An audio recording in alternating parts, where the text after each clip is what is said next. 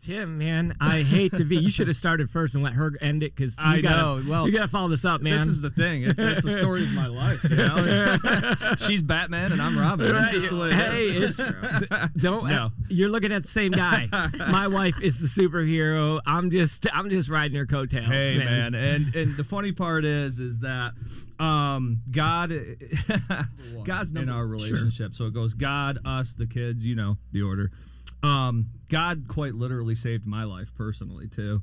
It's extremely difficult for me to talk about it, but I won't get too much into the childhood days, but I'll start with the police thing. I got into police work because I really wanted to help people and really wanted to make a difference and things of that nature. I spent 14 years on the front lines basically as a first responder, 911 responder, so I've seen everything you could possibly imagine. About halfway through, I was diagnosed with general anxiety disorder. Never really had too much of an issue with that at all, so I have to equate it partially to the job and things of that nature. Went on to, they prescribed me medication, but nothing really further than that. So it never really went any further. Basically, what had happened is that gradually, as time went on, it just kind of got worse and worse and worse. Mm-hmm. Call it PTSD or whatever it is you want to call it. It just gradually got worse. Until there was a date where I quite literally had a mental breakdown, for lack of better terms. I kind of lost it. A part of it, ended in the demise of my first marriage. I just was not a great guy at that time. Sure. I was struggling with a lot of things. And at the time when I had that mental snap, so to speak, I wasn't necessarily planning on anything, but I could totally understand where somebody who was contemplating suicide was coming from. Sure. I could sit in a room and think about, I could understand that. And I went through numerous times where I didn't care, to be quite honest with you, whether I lived or died. I didn't care if I woke up the next morning. It just didn't matter to me. Like I said, I wasn't necessarily planning anything. But it didn't matter. But it didn't matter. Mm-hmm. It just didn't matter. I just didn't care. And that's kind of where I hit a wall that I was like, okay, God, this is it. It's just you and me. Because I really had a shaky career at that point. I was in a divorce situation, things of that nature. I'm like, it's basically just you and me, So if we're going to do this, we're going to do this together. And that's the bottom line. Mm-hmm. So flash forward a little bit further, I sought the help of a psychiatrist. I went back out onto the street because I was pulled for a little bit while dealing with my mental health struggles. But they saw it fit that I go back out. So I went back out once again as a 911 responder and things of that nature. I joined the peer support team at work to try to help, my brothers and sisters out there that are doing their job. Trained in crisis intervention. I just wanted to give back as much as humanly possible. It was a situation to where, how do I explain this? I wanted to still maintain my path with God, but give back to the department and as much as humanly possible as well. But it just kept becoming more and more hard for me to go to work. I felt like I was being pulled away from it. Now you have to understand that's all I know. I've never done anything else. I don't have a ton of education. It's a good paying job security and things like that. But God kept tugging at me. He's like, nah, man, we got something a little bit different, a little bit better for you. So one day I just got with Dana and I'm like, I think today's the day. I got to do it. I got to pull the plug, to rip the Band-Aid off because as you know, you can't be lukewarm with God. Right. You can't. And that's what I was doing. I was half in, half out. And I'm like, hey, Dana, that stability we once had? I'm kind of feeling like, we should change it up a bit, mix it up. That's the story of my life. she's been extremely supportive with that though. So she goes, okay, let's do it. Let's rip the Band-Aid off. Let's go all in. So that's what we did. And that's kind of fast forward till today. That's kind of where we are with our website and what we're doing with Break the Silence. But yeah, so fast forward, that's kind of what we're doing with Break the Silence and stuff like that. I'm just a volunteer at Break the Silence though, so she's kind of my boss. But you guys left out. You guys left out the whole. How'd you meet? Oh Lord, Match.com. Yes. Okay. Hey, You know, it happens like that sometimes. Apparently, more and more nowadays, Yeah. right? Yeah, and the cool thing is we joke about it because we're like, oh, you know, we met on Match. It's true though, we did. But the cool thing is that I think when you've gone through divorce and you've gone through, you know, we're not trying to bash our exes, but when you go through, like, you know, marriages that you're like, this is not what I want. You kind of know what you want, and then when you're in your 30s, you know, you have kids. Like I literally told him, I'm like, this is what I have. I have this, and this. You sure you want this? And he's like, yeah, why not? You know? Yeah, I got nothing else better to do today.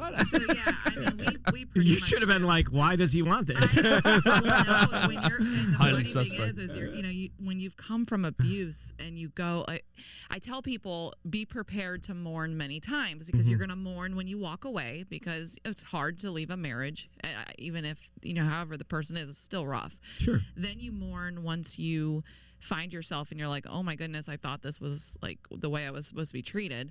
Then you mourn again when you find healthy relationships because you're like, wow, like this is what normal is. And then you just look for red flags. Then you're like, anything they do, you're like, oh, here's the time. Here it is. Here's the day. It's gonna all come to crashing. Yeah, PTSD almost. Yes, like you literally like look for them.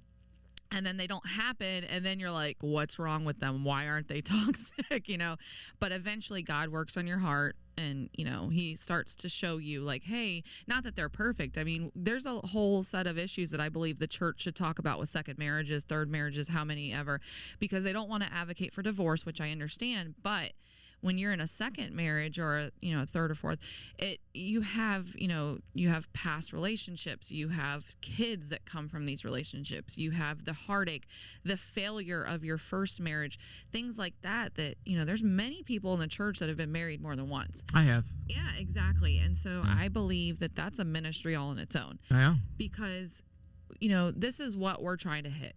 The people that, for instance, what about the person that got the abortion? What about the person that had the divorce? What about the person that went through these things that the church doesn't want to advocate for, of course, but it's happened. Yeah. So what how do we do with we that? reach them?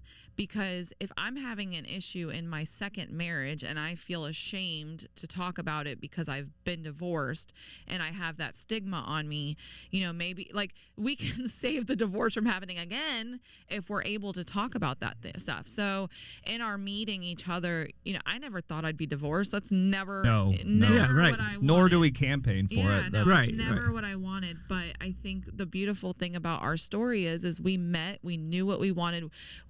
We met, COVID happened right after we met. He's a police officer and, you know, all the protests are happening. We literally got married on the day that there was a protest where there was a fire in Tampa. They burnt down, I believe it was a shoe store at the mall. I think it was like Champs. Yeah, and I'm like, okay, we're in the middle of a pandemic. That was your day you got married? Yes. Oh, my goodness. Yes. We're in the middle of a pandemic. We had to live stream, you know, because we could only have so many people there. And Tampa's burning down. We're like, if this isn't a sign that we're supposed to, this is going to be a great story for the grandkids, you know? So, you know, I think That is a great. Yeah. We were married on the day that everything went just Yeah. crazy. Yeah. like, I Yeah. believe God has a sense of humor in my life. And I think he was like, you know, There up in you go. heaven, like, hey. But yeah, so our story, you know, maybe not Disney approved. No. A little bit of mustard on it. I think. No, it is a story of God's restoring power. So that's what You are so at home in this place because you know you need a story like that just to get in the door. I know. Oh, Okay. well, We're all yeah. hospices. Well, it's one of those things where we need to treat the church like a hospital. Yeah, You know, it's that's where not a country club. Yeah, exactly. That's what my co-author says. Exactly. Yeah. Yeah. it's true. That's though. who we should be catering to. You know, the people with Yeah. a little extra mustard on them. You know, well. Here's the thing: it's I think what we're seeing right now, and I talk about this somehow in every podcast because it just tends to come up. We're seeing this mass exodus from the church because people are pretty. It's pretty apparent to the rest of the world that the church is not doing the things it's supposed to do. It's not a safe place for the broken. It's not a safe place for the lost. It's not a place of authenticity or place of, actual love. It's become apparent in, a pandemic when people all of a sudden are live streaming and then they don't hear from their pastors or anybody. And it just became apparent that it's like, we love you as long as you're tithing and you're perfect. Exactly. And if you have any possible issues or problems that are contrary, then the message we are trying to present to the next person who's coming in the door, we'd rather you didn't share that. Yeah, or it's being treated like it's annoying. Yes. Like or you're getting put off to somebody else. Yeah, that's annoying. Yeah. It's seeker friendly, where we want to get you in the door, but then the discipleship, where is that? Yeah. And I believe that.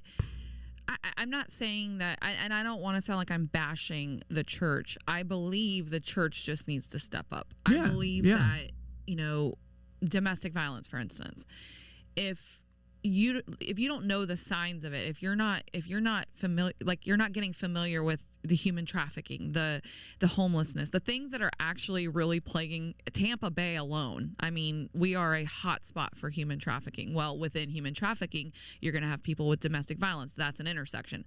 Well, then you're going to have people that are homeless. That's another intersection. So we have all these intersections of public health issues. And if the church can't educate themselves to say, hey, if a prostitute walks in the door tomorrow, how do we handle that? Because we definitely want to love on them, but we also want to try to help them get out of that. Right. The woman at the well, okay? Yeah. God said, or Jesus said, sorry, he was a little shady. He's like, oh, where's your husband? Oh, wait. Did you just call Jesus shady? He was shady.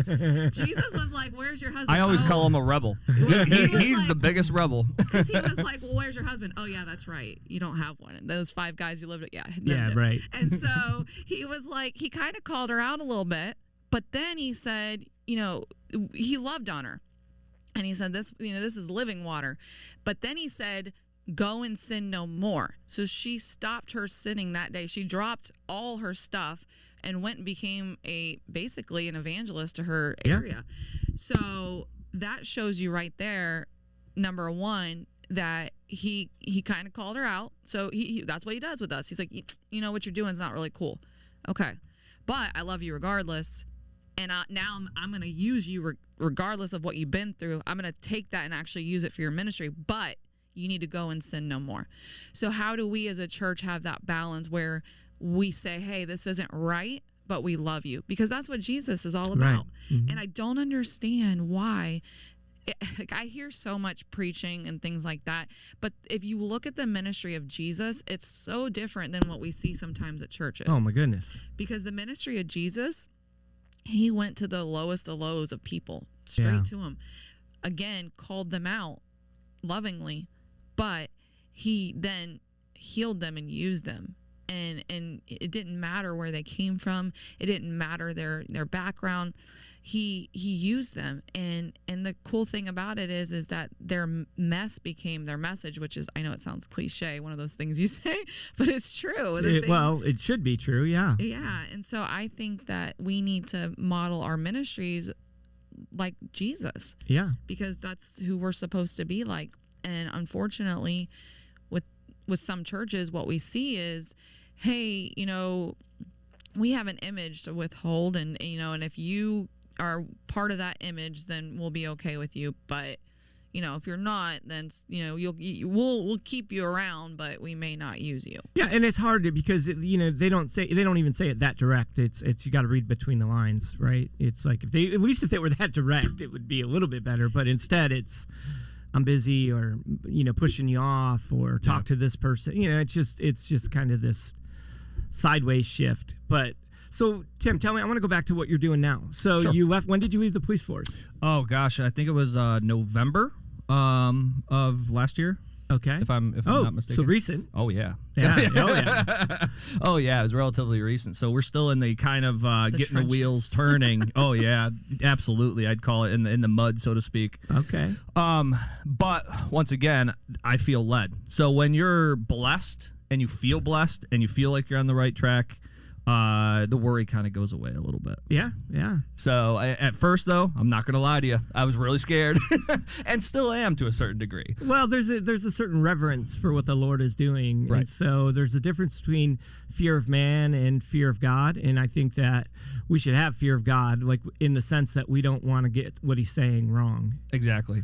And going back to what I said and how I feel like he single-handedly saved my life personally, like literally, I almost feel like a sense of, okay, it's all on you, buddy. You know, you and me, you know, and we're going to do this together, and that's the only way I want to do it.